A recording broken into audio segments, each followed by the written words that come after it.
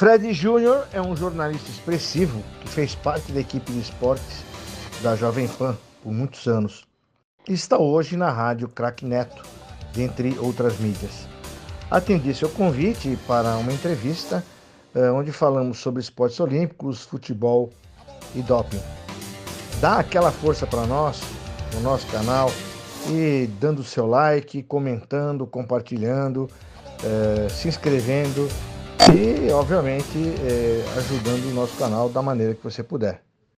Vamos lá!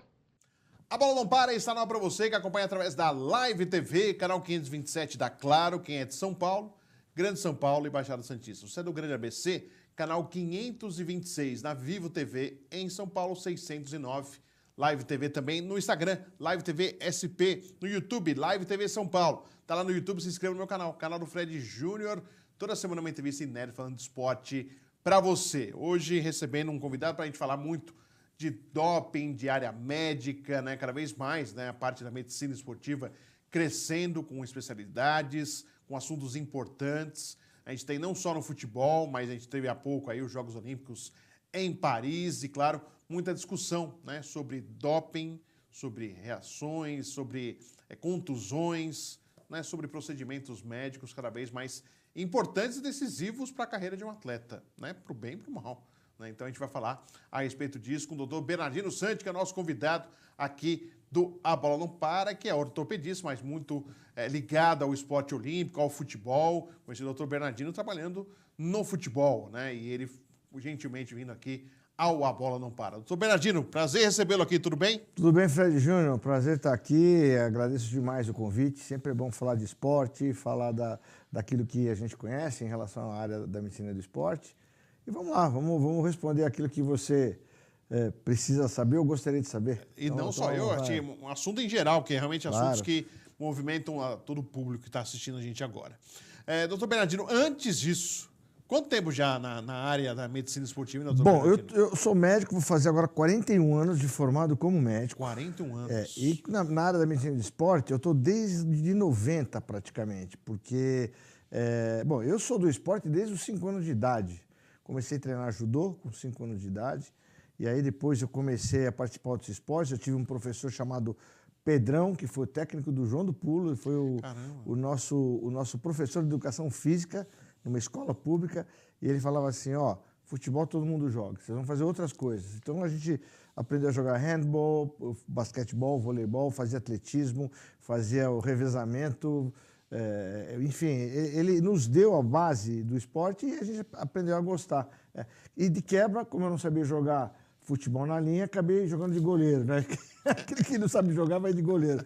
E eu posso dizer que eu me dei relativamente bem. Acabei jogando na seleção da faculdade, algumas competições aí quando jovem. Enfim, sempre fazendo parte de alguma coisa do esporte. Depois entrei na faculdade de medicina. E aí, quando chegou lá pelo 3º, 4º ano, eu comecei a pensar em qual especialidade eu faria. Eu queria fazer alguma coisa cirúrgica e ligada de preferência ao esporte, né? Então, medicina e esporte sempre foram minhas paixões, né? E aí eu acabei optando pela traumatologia. Depois fui fazer a pós-graduação em medicina do esporte, mestrado em controle antidoping. E desde 90 eu entrei na área de medicina do esporte, fui convidado concomitantemente para trabalhar no Juventus, ali da Moca. No Moleque Travesso. No Moleque Travesso. E também eu comecei a trabalhar nos projetos e nas missões olímpicas ligadas ao boxe e, posteriormente, às artes olímpicas, às artes marciais olímpicas, a partir de 91. Então, eu já tenho mais de 30 anos aí nessa rodagem, né? E, graças a Deus, consegui fazer bastante coisa na minha área, na minha profissão. Eu posso me sentir, assim, me sinto bastante realizado em relação. E as pessoas ainda continuam me convidando para as coisas, para trabalhar, para orientar, para fazer consultorias, né? Hoje eu estou numa entidade internacional, né? Já é o upgrade daquilo que a gente faz em relação ao boxe, em relação a missões olímpicas também. Sim. E já estamos nos encaminhando aí para aposentadoria. Temos mais alguns anos ainda, mas vamos lá. Tem lenha para queimar ainda. Estamos preparando, obviamente, os nossos sucessores, os jovens médicos, né? Hoje a medicina do esporte, eu posso dizer que é uma especialidade que se tornou importante. É uma especialidade que existe desde a década de 50, que era esportes de atividade física. Mas ela nunca teve realmente um destaque como as pessoas fazendo a especialidade. E, na minha época ainda, a gente fazia um curso na Universidade de São Paulo, de pós-graduação, e depois a gente fazia os TCCs e acabava recebendo a especialidade. Hoje nós temos as residências, temos uma prova muito difícil, que hoje essa prova ela é aplicada pela Sociedade Brasileira de Medicina do Esporte e do Exercício, da qual eu sou diretor hoje. Então, hoje é uma especialidade que engloba realmente pessoas que acabaram indo de encontro àquilo que é o esporte mesmo, que é o médico que atua diretamente no esporte. Então, é uma especialidade que se tornou muito importante no Brasil e no mundo. Né? E, aliás, também com as pessoas praticando mais o esporte, né? Então, é uma área que não atende só atletas, pessoas que vivem profissionalmente. Né? É o que eu ia falar. A medicina do esporte ela engloba o atleta diletante, amador, aquele que gosta de fazer a prática esportiva, e o atleta de alto rendimento. Né? Eu sempre costumo dizer que o atleta de amador ou atleta saudável, de alto rendimento, já não é tão saudável assim, porque é o indivíduo que vai até o seu limite, às vezes até ultrapassando o seu limite, e acaba tendo alguns problemas orgânicos. Quando eles encerram as carreiras, eles geralmente têm as sequelas daquela prática de atividade, e nós aqui da medicina do esporte estamos exatamente aqui para amenizar esses problemas, tratar, criar situações de prevenção. Enfim, hoje nós temos uma tecnologia aplicada à medicina do esporte, nós temos a inteligência artificial, que também está na medicina do esporte, os diagnósticos são feitos precocemente. A fisiologia do esporte hoje consegue antever o atleta que está virando o fio. Com isso você consegue poupar. E eu posso dizer que um dos melhores departamentos hoje que faz isso é o do Palmeiras. Não é porque eu sou palmeirense, mas realmente... Por acaso, né? Mas realmente são profissionais muito capacitados. Quem conhece hoje o núcleo de saúde e desempenho e performance do Palmeiras sabe do que eu estou falando. Então, às vezes, até tem os meus grupos lá do Palmeiras, né? Que a gente tem, os cornetas. Não, os amendoins. Não, porque o Abel errou, ele podia ter escalado A, B ou C. E a gente sabe que o jogador está virando fio. Então, o treinador, e o Abel é muito inteligente nisso, ele capta todos os dados que são coletados pela sua equipe, né, multiprofissional, que chegam à mão dele e falam, olha, esse atleta está virando fio, vamos dar um tempo, vamos colocar o outro. Né? Eles têm um scout muito desenvolvido, eles têm um chip realmente que acaba avaliando o trabalho semanal do atleta. Então, a gente pode dizer que hoje todas essas ciências estão englobadas na medicina do esporte e no esporte como um todo. Né? Aliás, a medicina esportiva do Brasil é referência no mundo, né? É exatamente isso que eu ia falar. Nesses anos todos de Jogos Olímpicos dos quais eu participei, eu tinha um orgulho, né, de às vezes receber colegas de outros países que vinham na nossa missão, na missão brasileira, trazendo casos para discutir conosco. Tamanho respeito que as pessoas, e eu posso dizer que são dos 5 continentes, sim, que traziam para nós os problemas, e nós, claro, muito prazer e muito gentilmente colaborávamos com os colegas de outras partes do mundo, e muitas pessoas vêm aqui se tratar conosco. Atletas que estão fora do Brasil nos ligam perguntando, pedindo opiniões, perguntando sobre doping. Então, eu posso dizer com orgulho que a medicina do esporte do Brasil, se não é a melhor, está entre as top 3 ou 5 do mundo, com certeza. Com certeza.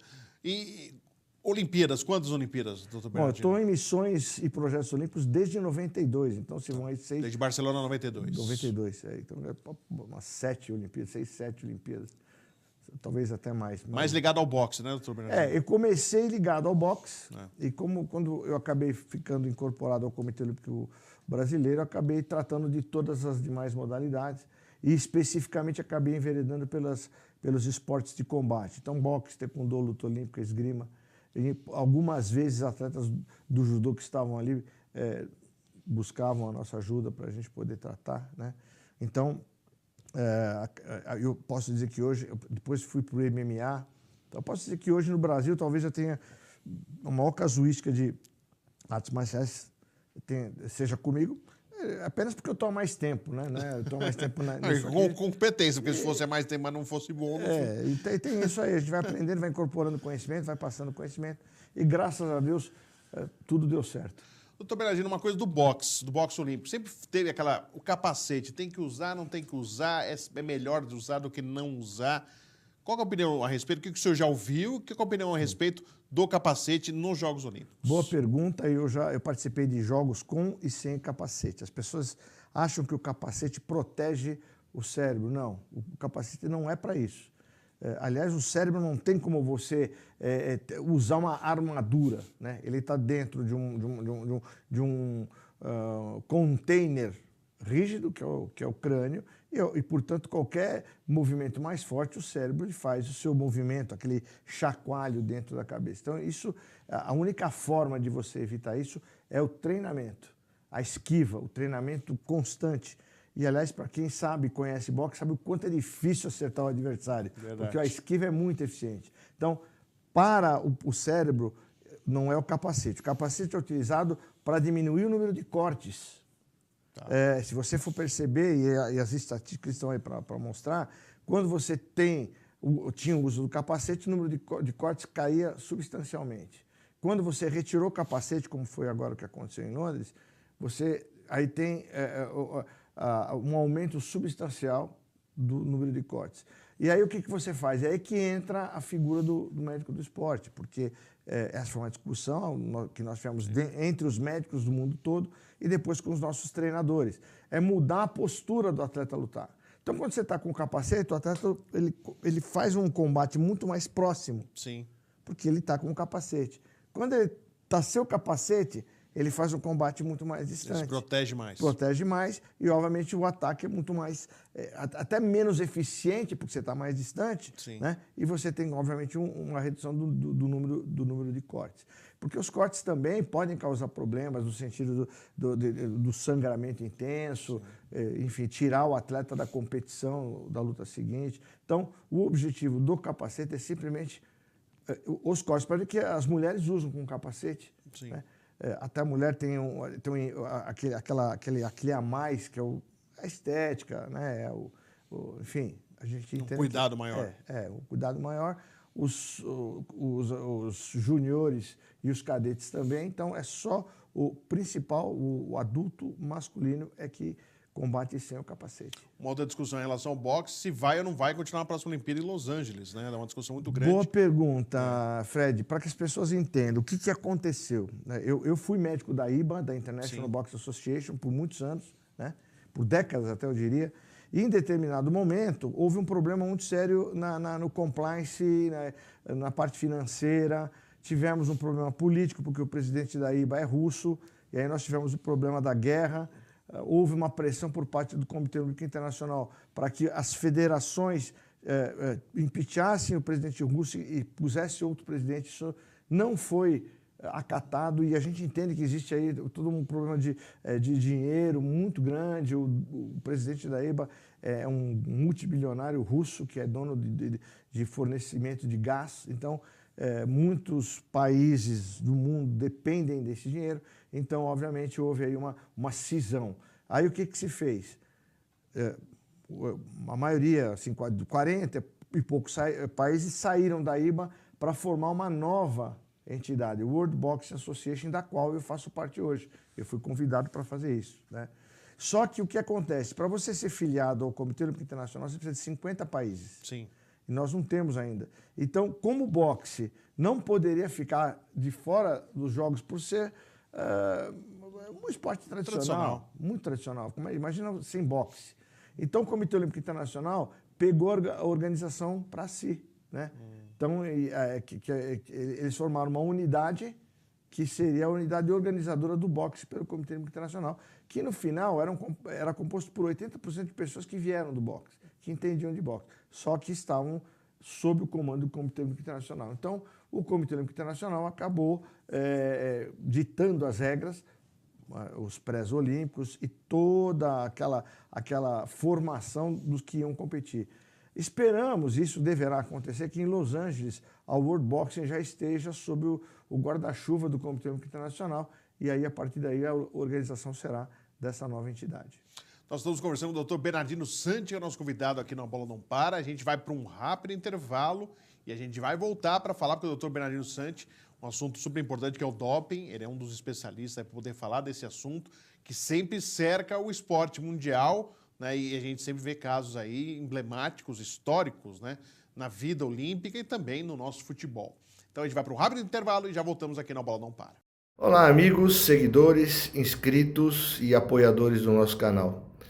Como vocês sabem, o nosso canal Música, Medicina e Esporte sempre procura trazer um conteúdo de qualidade, falando sobre curiosidades, utilidade pública, informações, e, enfim, tudo aquilo que possa contribuir para o entretenimento e o nosso dia a dia. Mas para isso nós temos um custo, nós temos um equipamento que a gente precisa ter no nosso estúdio, as pessoas que trabalham conosco e que obviamente também dependem desse nosso trabalho, e o YouTube ainda não monetiza adequadamente o nosso canal. Então, para isso nós precisamos da sua ajuda. Vocês estão vendo aí no nosso vídeo a chave Pix e o QR Code para aqueles que quiserem contribuir. E na descrição do vídeo nós temos o link do Apoia-se. Qualquer valor, qualquer quantia vai ser muito útil para que possamos continuar fazendo do nosso canal um veículo importante para as pessoas. Agradeço demais Para de volta para você, que acompanha não se esqueça, contribua canal 526 para o Música, Claro, Medicina São Paulo, e Esporte. Baixada Santista, Vamos em canal frente. 526 para quem está no Grande ABC e também para você que está ligadaço aí na Vivo TV, canal 609. Tem também o Instagram Live TV SP, YouTube Live TV São Paulo e meu YouTube, canal do Fred Júnior, se inscreva lá. Estou esperando você para acompanhar uma Bola Não Para toda semana, uma entrevista inédita falando de esporte. Para você, receber o Dr. Bernardino Santi, médico, né, experiente, já viu muita coisa acontecer em todas as modalidades, no futebol, no boxe, como ele citou, em outras modalidades esportivas olímpicas. O Dr. Bernardino Santi é uma das referências aí, quando a gente tem que falar também desse tema que a gente vai começar agora, doping. Dr. Bernardino Santi, você foi para esse lado também, né? O senhor foi para o lado do doping, no sentido de buscar informações, de buscar conhecimento do doping. Hoje a gente tem um cerco muito maior, né? Agora tem os testes de surpresa que acontecem, vão pegando aí alguns casos também importantes. Gostaria que o senhor falasse um pouquinho desse trabalho feito para ser o esporte limpo mesmo, porque o doping realmente é algo que mancha a imagem daquilo que a gente fala como o esporte. A gente sabe que o esporte de alto rendimento não é saúde, mas a imagem vendida é que seria saudável o esporte. E o doping é uma trapaça para você ter um desempenho esportivo melhor. Olha, é claro que quando você faz a especialidade em medicina do esporte, um dos tópicos que o médico do esporte não precisa dominar, mas ele tem que ter um conhecimento importante, é o controle antidopagem, porque ele vai estar lidando com atletas, vai medicar esse atleta, enfim, ele vai estar em várias situações em que o atleta pode acabar se envolvendo acidentalmente ou propositalmente num problema de doping, né? Eu posso dizer que o doping existe desde os primórdios, né? Eu até costumo brincar no início das minhas aulas que o primeiro caso de doping foi quando a Eva deu a maçã para Adão, foi o primeiro caso de doping da humanidade. E a partir de então, as pessoas, os próprios atletas da antiga Olimpíada usavam chás de cogumelo, usavam unguento, passavam óleo no corpo para que escorregasse durante a luta, enfim, vários artifícios eram utilizados. Então, isso não é novo, né? Aí, a partir dos jogos modernos, havia um uso escancarado de vários tipos de estimulantes, esteroides, etc. Aí houve a mistura da política, infelizmente, na ditadura alemã, da Olimpíada de 36, ela tentou usar o esporte como propaganda política. Depois aquilo veio a polarização socialismo-capitalismo, em que principalmente os países do bloco socialista se utilizavam desse artifício do doping para ganhar competição, para provar a supremacia do sistema econômico-político de um em relação ao outro. Caindo o muro de Berlim, de 89, começaram a entrar as marcas, o dinheiro, o interesse financeiro, enfim, todos os contextos acabaram desembocando para a utilização desse tipo de artifício, né? Na verdade, como existiu o controle antidoping na década de 50, já com o uso de esteroides, etc., somente em 68, nos Jogos do México, é que se criou o primeiro código e a primeira listagem de controle de doping. Aliás, no México, o doping foi até curioso, que foi de cerveja, né? Por terem bebido cerveja. Até o álcool estava banido. Né? Na verdade, primeiro foi uma competição teste em 66, na Copa da Inglaterra. Oficialmente foi em 68. Bom, enfim, por conta de todo esse tempo que passou, não havia uma padronização de procedimentos. Né? Por exemplo, na Holanda, as drogas recreativas eram liberadas, quando vinha para os jogos, eram proibidas. Então, estava uma maior confusão. Por isso se criou a WADA, que é a Agência Mundial, em 99. Em 2003, ela foi instalada em Copenhague, eu estava lá na instalação, e os países que pretendiam competir assinaram esse documento e o Brasil é um signatário. Então, a partir de então, todos os países que querem participar de Jogos Olímpicos estão sob a guarda-chuva do Comitê Olímpico Internacional, respeitam as regras da WADA. E aí começaram a se criar os códigos, as listagens e todas as coisas que... os kits, né, as padronizações, os oficiais treinados foram sendo criados para que houvesse o jogo limpo, que é esse o escopo do controle antidopagem, e depois de... lá pela metade do século XX, dos anos 2005 e 2006, começaram a ser criadas as NADOs, ou seja, as agências nacionais, e a nossa foi criada muito mais recentemente. E essas agências nacionais são aquelas que regulam, sob os governos mundiais, os controles antidopagem dos atletas. Então, criou-se um sistema, né? E aí, a partir daí, vieram os testes fora de competição, como você falou, e esses testes são muito importantes, são os chamados testes surpresa. Então, os atletas eles são obrigados a se colocar, se cadastrar, né? Alguns atletas que são escolhidos pela WADA. Então, você pega lá os top 3 do boxe do Brasil, pega esses top 3 e coloca na lista. E assim todos os esportes... Normalmente, os destaques das modalidades são... Das modalidades do mundo todo estão naquela listagem. E aqueles atletas são obrigados a declarar as 24 horas do dia dele. Onde ele vai estar em tal lugar, fazendo o quê, vai estar fazendo uma entrevista no Fred Júnior, enfim, naquele tal dia. Pode ter um cara aqui para fazer... Pode aparecer um na porta aí e falar, para ver se está. Se o atleta não estiver onde ele referiu, é uma falta. Ele tem direito a 3 faltas, e aí, a partir daí, isso é mandado para o tribunal. Enfim, o atleta ele tem que ser profissional e consciente daquilo que ele está fazendo. Porque, realmente, hoje os controles são muito rigorosos. Você tem aí laboratórios que são credenciados para isso, são 32, 33 no mundo todo. Não adianta você fazer um laboratório importante aqui em São Paulo, porque não vale, tem que ser naquele laboratório credenciado. E criou-se um sistema que eu posso dizer que é assim, plenamente eficaz. Todos os anos o código e as listagens são renovados. Então, lá por setembro, outubro, as pessoas se reúnem e em janeiro é publicado o novo código. E todo ano tem o congresso da WADA, que geralmente é em Lausanne. Em março do próximo ano nós teremos um congresso, eu estarei nesse congresso, que é quando nós revisamos algumas substâncias, revisamos alguns procedimentos, porque existe também o compliance, existem regras a serem seguidas, enfim, tudo isso vem para trazer justeza nos jogos, porque infelizmente você tem o bom e o ruim sempre em todas as atividades humanas, né? Doutor Bernardino, a gente tem visto de uma forma mais comum aqueles que caem no doping por usarem remédios manipulados. E aí sempre com aquela... eu fiz lá numa farmácia, eles garantiram que era tudo certinho, procedimento, e aparece algo que é uma substância que está listada no doping.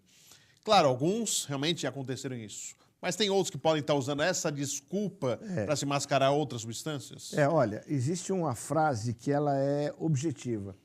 O atleta é responsável por aquilo que ele toma. A partir do momento que ele sabe daquilo e ele assina termos, não tem como usar isso como desculpa. Então, ele tem que ter em mente o seguinte, ele tem que usar o médico da sua confederação.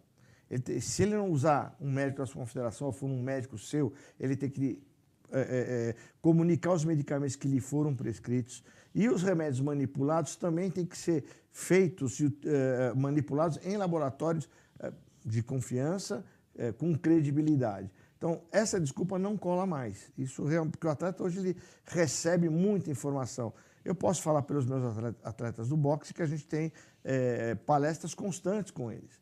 Então, já aconteceu, e em geral, os atletas às vezes me ligam de outro lugar do mundo, do outro lado do mundo, às vezes 3 horas da manhã, toco o meu celular, o atleta está no Japão, e ele, eu fui no médico, está com uma dor de barriga, ele me prescreveu tal coisa. Lógico, o nome comercial pode mudar, mas ó, o que tem dentro da fórmula? Manda para mim, eu dou uma olhada e falo, ó, isso pode, isso não pode. Então, nós estamos conseguindo criar uma cultura, pelo menos aqueles atletas com os quais eu trabalho, que é para consultar. Porque não adianta falar que você não sabia.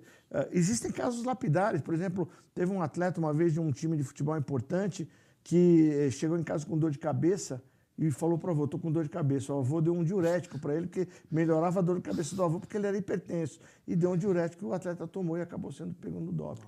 Então é importante que o atleta não tome o remédio que a mãe, ou que o vizinho, ou que alguém falou. É perguntar para o médico. Até para uma simples dor de cabeça.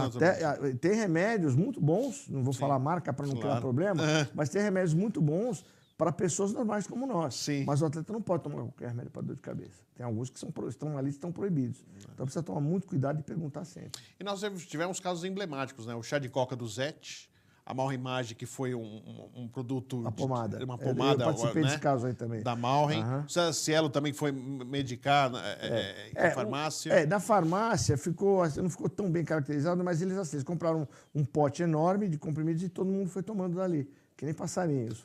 E realmente depois se comprovou que houve a contaminação. No caso da Malrimage, ela usou uma pomada sem intenção nenhuma, que continha Clostebol, que é um esteroide anabolizante. Que, aliás, uma pomada estética até, porque foi a doutora Lídia Cogos, que até na época era consultora na Jovem Pan, quando exatamente. Como ela fazia a depilação, formava o ferimento, passava a pomada e aquilo lá absorveu. O Clostebol não tem aquela função assim, adequada. Vai ter um ganho esportivo. É que está no grupo. Então, por isso que ela foi pega. Eu participei da defesa dela, inclusive na época. E ela até largou mão, porque ela na época estava grávida da Sofia, da menina dela. Sim. Eu conheci a menina dela e acabou largando mão. E tanto é que depois de Pequim ela foi medalha de ouro. Né? Eu até tenho uma foto com ela, legal. Sabe, nós nos tornamos amigos. E foi um erro no sentido de... Ela não fez proposital para ganhar. Não foi. E o Zete foi a mesma coisa. Tanto é que hoje os atletas já não tomam esse chá.